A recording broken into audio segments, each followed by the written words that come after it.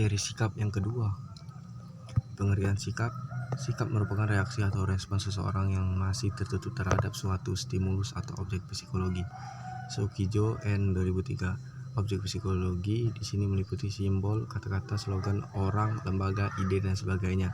Newcomb dalam Noto Atmojo 2003 menyatakan bahwa sikap merupakan kesiapan atau kesediaan untuk bertindak dan bukan merupakan pelaksanaan motif tertentu. Sikap adalah suatu bentuk evaluasi reaksi terhadap suatu objek, memihak atau tidak memihak, yang merupakan keteraturan tertentu dalam hal perasaan atau afeksi, pemikiran, kognisi, dan predisposisi tindakan atau konasi seseorang terhadap suatu aspek di lingkungan sekitarnya. Saifuddin A 2005. Azwar 2005. Komponen sikap adalah satu kognitif tersebut dari pengetahuan dan informasi yang diterima yang selanjutnya diproses menghasilkan suatu keputusan yang ditindak. Kedua, afektif menyangkut masalah emosional subjektif sosial terhadap suatu objek. Secara umum, komponen ini disamakan dengan perasaan yang dimiliki terhadap suatu objek. Ketiga, konatif menunjukkan bagaimana perilaku atau kecenderungan berperilaku yang ada dalam diri seseorang berkaitan dengan objek sikap yang dihadapinya. Karakteristik sikap menurut Brigham 1951 ada beberapa karakteristik dasar sikap, yaitu sikap disimpulkan cara-cara individu bertingkah laku. Kedua, sikap ditunjuk mengarah pada objek psikologis. Ketiga, sikap dipelajari. Keempat, sikap mempengaruhi perilaku. Ciri-ciri sikap menurut Heri Purwokerto 1998 dalam buku Noto Atmojo 2003. Sikap bukan dibawa sejak lahir. Sikap menurut Heri Purwokerto 1998 dalam buku Noto Atmojo 2003. Sikap bukan dibawa sejak lahir, mereka dibentuk atau dipelajari sepanjang perkembangan itu dalam hubungannya dengan objeknya.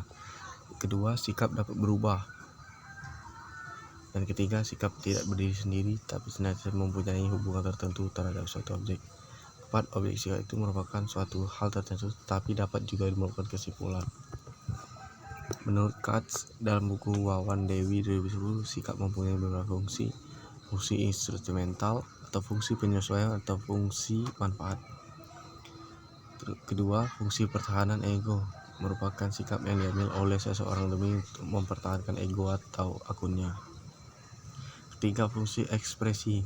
Nilai sikap yang ada pada nilai seseorang merupakan jalan bagi individu untuk mengekspresikan nilai yang ada pada dirinya. Keempat, fungsi pengetahuan. Individu mempunyai dorongan untuk ingin mengerti dengan pengalaman-pengalamannya. Pembentukan dan perubahan sikap.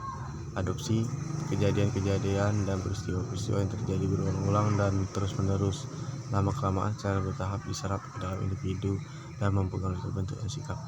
Diferensiasi, dengan perkembangan inteligensi, bertambahnya pengalaman, sejalan dengan tambah usia, maka hal yang terjadi dianggap sejenis.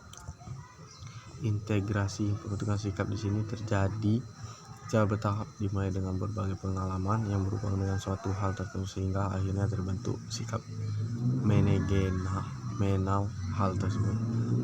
Keempat, trauma, pengalaman yang tiba-tiba menunjukkan dan meninggalkan kesan mendalam pada jiwa yang bersangkutan. Pengalaman yang traumatis dapat juga menyebabkan terbentuknya sikap. Ada beberapa faktor yang mempengaruhi sikap. Faktor internal, individu dan mengerti dunia luar. Faktor genetik dan fisiologi. Faktor ini berperan penting dalam pembentukan sikap melalui kondisi-kondisi fisiologi. Pengalaman pribadi untuk mendapat menjadi dasar pembentukan sikap. Pengalaman pribadi harus meninggalkan kesan yang kuat, karena itu sikap akan lebih mudah terbentuk apabila pengalaman pribadi tersebut melibatkan faktor emosional. Faktor kebudayaan. B.F. Skinner dalam Azwar 2005 menekankan pengaruh lingkungan atau termasuk budayaan dalam membentuk kepribadian seseorang. D. Faktor emosional. Tidak semua bentuk sikap ditentukan oleh situasi lingkungan dan pengalaman pribadi seseorang. Kadang-kadang suatu bentuk sikap merupakan pernyataan yang didasari oleh emosi yang berfungsi sebagai semacam penyaluran frustasi atau pengalihan bentuk mekanisme pertahanan ego. Kedua faktor eksternal yaitu keadaan yang ada di luar individu yang merupakan stimulus untuk membentuk atau mengubah sikap. Pengaruh orang tua, kelompok sebaya atau kelompok masyarakat.